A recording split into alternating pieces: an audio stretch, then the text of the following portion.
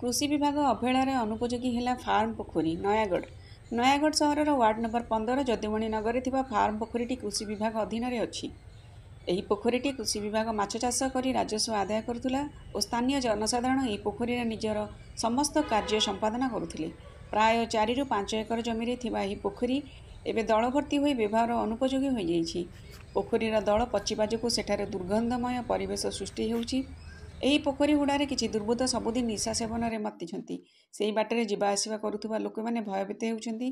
वार्डर जनसाधारण अभियोग करुछन्ति कृषि विभाग से पोखरीर पुनरुद्धार करिले सरकारक राजस्व आदाय हेबा सहित स्थानीय जनसाधारण व्यवहार में यह पोखरीटी आसी पारंता। नयागढ़ भगवान रथों रिपोर्ट।